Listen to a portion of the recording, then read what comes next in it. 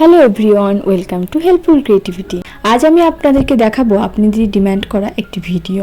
যেহেতু সামনেই জন্মাষ্টমী, তাই আপনাদের মধ্যে একজন কমেন্ট করেছিলেন জন্মাষ্টমীর স্পেশাল একটি সিংহাসন বানিয়ে দেখানোর জন্য। তাই ভাবলাম আজকে আপনাদেরকে সেই ভিডিওটাই দেখাই। প্রথমে এখানে দেখছেন আমি একটা কার্ডবোর্ড নিয়ে নিয়েছি এবং কিছু ছোট ছোট টুকরো করে নিয়েছি কার্ডবোর্ডের।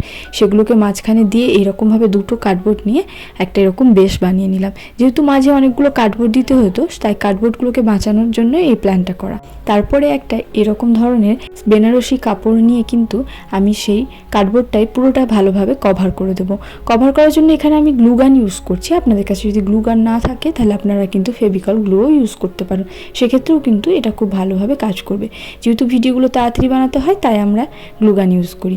এরপর একটা লেস নিয়ে নিয়েছি এবং গ্লুগান দিয়েই সেই লেসটাকে কিন্তু এরকমভাবে ভালোভাবে অ্যাটাচ করে দেবো। আর আপনাদেরকে রিকোয়েস্ট করবো, আপনাদের যদি আমার এই বানানো এই ভিডিওগুলি ভালো লেগে থাকে তাহলে অবশ্যই আমার চ্যানেলটিকে সাবস্ক্রাইব করবেন এবং পাশে থাকা বেল আইকনটি প্রেস করে অল করে দেবেন, যাতে সবার আগে নোটিফিকেশানটি আপনারা পেয়ে যান। আর আপনারা যদি শুধু জুয়েলারি বানানোর ভিডিও দেখতে চান তাহলে আমার সেকেন্ড চ্যানেল গয়নার রানী চ্যানেলটি দেখতে পারেন। এখানে দেখতে পাচ্ছেন এখানে আমি একটা কিন্তু লেস দড়ি নিয়ে নিয়েছি এবং সেটাকেও এরকমভাবে বর্ডার করে দিলাম। তারপরে এরকম করে একটা রাউন্ড করে কিন্তু বর্ডার কেটে নিচ্ছি এবং সেটাতেও আমি কিন্তু লেস দিয়ে পুরো বর্ডারটাকে ভালোভাবে কভার করে দেবো। এটা কভার করা হয়ে গেলে আমি কিন্তু এটার উপরে কিছু সুন্দর সুন্দর ফ্লাওয়ার বসিয়ে দেবো। ফ্লাওয়ারগুলো বসানোর আগে আমি এখানে কিন্তু সেই দড়িগুলোই দিয়ে এরকমভাবে কিন্তু একটা ডিজাইন করে নিলাম।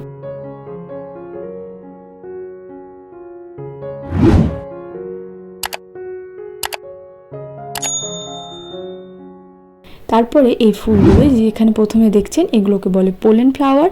এগুলো আপনারা যে কোনো জুয়েলারি মেটেরিয়াল শপে পেয়ে যাবেন। আর এটাকে বলে পেপার রোজ ফ্লাওয়ার। এগুলোকে পরপর আমি সুন্দর করে বসিয়ে দেবো।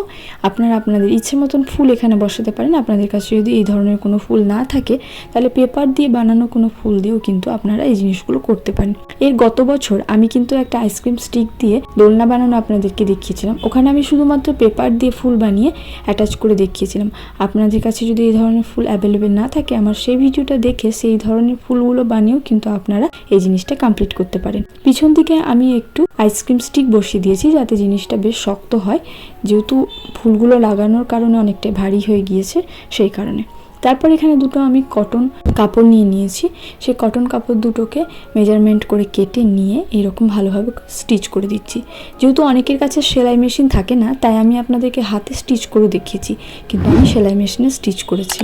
স্টিচ করার পরে এই যে মাথার দিকটা সেটাকেও কিন্তু আমি এরকমভাবে কুচি কুচি করে সেলাই করে কিন্তু সেটাকে স্টিচ করে নিলাম ভালোভাবে।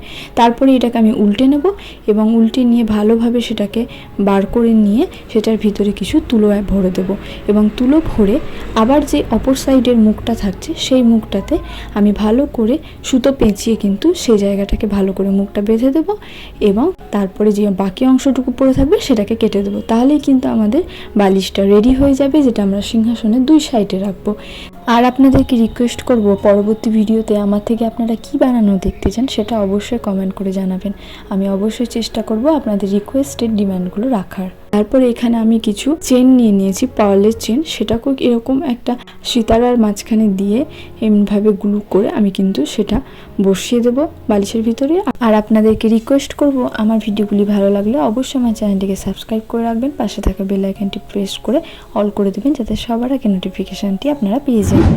আর এখানে একটা লেস নিয়ে নিয়েছি। লেসটার সাইডটাকে ভালোভাবে একটু করে মুড়িয়ে নিলাম যাতে কোনো রকম লেসের কাপড়গুলো বেরিয়ে না আসে। এরকমভাবে বসিয়ে দিলাম বালিশে এবং যেই আমি এই সিতারাটা বানিয়েছিলাম সেটাকেও এভাবে বসিয়ে দিলাম। এক সাইডে আমি যেটা পাল চেন দিয়েছিলাম সেটা বসালাম আর এক সাইডে আমি এমনি বসালাম সিতারাটা। ব্যাস, দুটো বালিশ আমাদের রেডি।